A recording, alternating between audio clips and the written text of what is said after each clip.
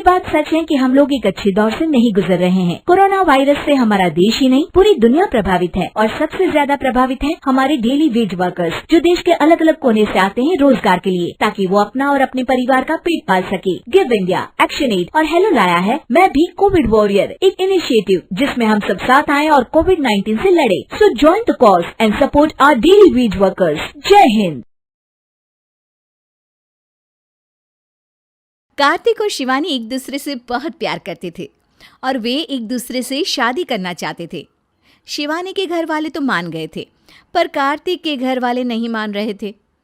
Mummy papa, आप लोग एक बात समझ लीजिए, मैं शादी करूंगा तो शिवानी से ही। ठीक है, जब तुमने फैसला कर ही लिया है तो हमसे पूछने की क्या जरूरत है? क्योंकि आप लोगों की मर्जी भी मेरे लिए जानना जरूरी है पापा। ठीक है, हम तैयार हैं। कार्तिक खुश होकर वहां से चला जाता है। अपनी पसंद से बहू लाते तो दहेज भी कितना मिलता, यहाँ तो कोई उम्मीद रखना ही बेकार है। सही कह रही हो, पर बेटे की जिद के आगे हम करते भी क्या। कार्तिक और शिवानी की शादी हो जाती है। शिवानी बहुत ही समझदार और सुलझी हुई लड़की थी, पर कार्तिक के माता पिता को उसमें कोई भी खूबी नहीं दिखती थी। शिवानी की ननद कुमुद भी उससे अच्छी तरह से बात नहीं करती थी। शिवानी की पहली रसोई होती है तो वो सबके लिए दिल से खाना बनाती है। कुमुद, जरा ये सब्जी तो चख के बताओ कैसी बनी है। कुमुद सब्जी चखती है। हाय राम, कितनी मिर्ची डाली है आपने, सबको मारने का इरादा है क्या भाभी? अरे कैसी बातें कर रही हो कुमुद, तुम मुझसे छोटी हो, बड़ों से ऐसे बात करते हैं क्या? कुमुद वहीं रोना शुरू कर देती है।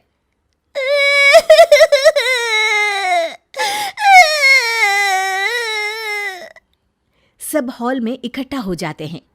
क्या हुआ कुमुद, रो क्यों रही हो? मैंने भाभी की सब्जी में कमी निकाली तो वो मुझे ही सुनाने लगी कि तुम्हें बात करने की तमीज नहीं है। अरे तुम झूठ क्यों बोल रही हो कुमुद, पूरा सच बताओ ना मम्मी जी को। तुम तो चुप ही रहो शिवानी, हमारे बच्चे कभी झूठ नहीं बोलते, समझी? मैंने तो पहले ही कहा था कि ये लड़की इस घर में कलेश ही कराएगी। हमारा ही लड़का मिला था तुझे फंसाने के लिए। सोचा होगा फ्री में शादी भी हो जाएगी और कुछ लाना भी नहीं पड़ेगा। मम्मी जी, ये सब आप क्या बोल रही हैं? और नहीं तो क्या, अपनी पसंद से बहू लाते तो घर में कुछ तो आता, पर तुम्हारे घर वालों ने ना तो फर्नीचर दिया और ना कार और ना कोई जेवर। मम्मी जी बस कीजिए आप। शिवानी अंदर चली जाती है। लो चली गई महारानी अंदर। अरे खाना कौन परोसेगा? रहने दो मम्मी, बेकार सी सब्जी बनाई है उन्होंने, मैं ही बनाती हूँ खाना फिर से। अपने घर से तो कुछ लाई नहीं, हमारे घर में खाना भी बर्बाद कर रही है। शिवानी कमरे से ये सब ताने सुन रही होती है और उसे बहुत गुस्सा आता है। एक दिन शाम को कार्तिक घर आता है। शिवानी अपने कमरे में बैठी होती है। शिवानी, चलो फिल्म देखने चलते हैं। नहीं, मुझे नहीं जाना। शिवानी लैपटॉप पर कुछ कर रही होती है। क्यों? अरे हमारी नई नई शादी हुई है, कितना कुछ सोचा था हमने कि घूमेंगे फिरेंगे, पर तुम तो कहीं जाती ही नहीं। क्या हो गया है तुम्हें शिवानी? कुछ नहीं। अरे ये क्या कर रही हो तुम लैपटॉप में? मैं तुमसे बात कर रहा हूं और तुम्हारा ध्यान ही नहीं है।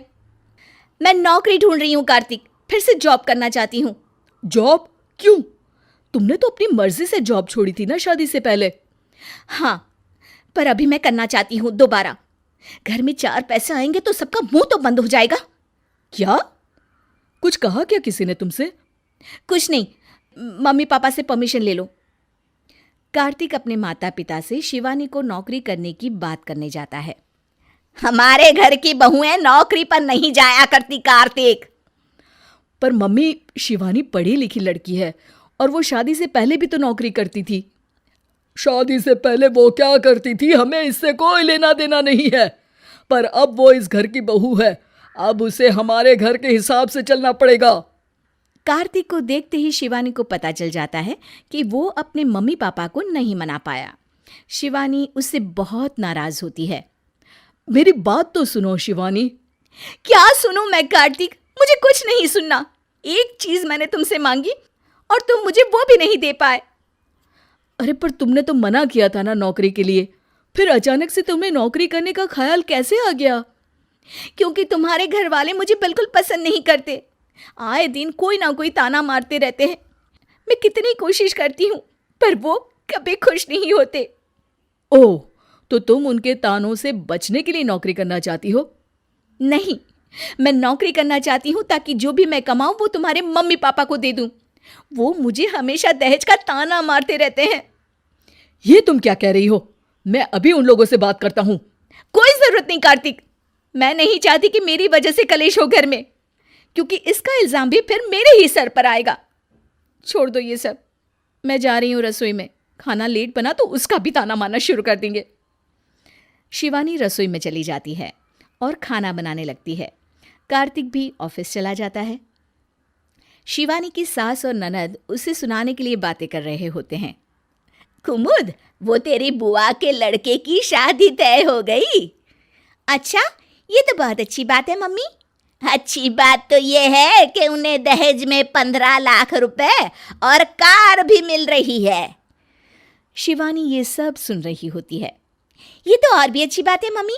अगर हमारे भैया भी हमारी मर्जी से शादी करते तो आज हमारे घर के आगे भी एक चमचमाती कार खड़ी होती।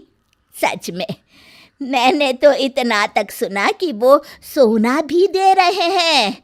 और एक हमारा कार्तिक है, बेचारा कहाँ फंस गया। शिवानी उन दोनों से बात करने के लिए बाहर आ जाती है। आप दोनों को जो भी कहना है साफ साफ कहिए ना। ऐसे घुमा फिरा के क्यों कह रही है मुझे? लो, हमने क्या कहा, हम तो आपस में बात कर रहे थे। मम्मी, लगता है कि भाभी को दूसरों की बातें सुनने में मजा आता है। बस बहुत हो गया, अब मैं यहाँ नहीं रुकने वाली। शिवानी घर छोड़कर जाने का फैसला करती है।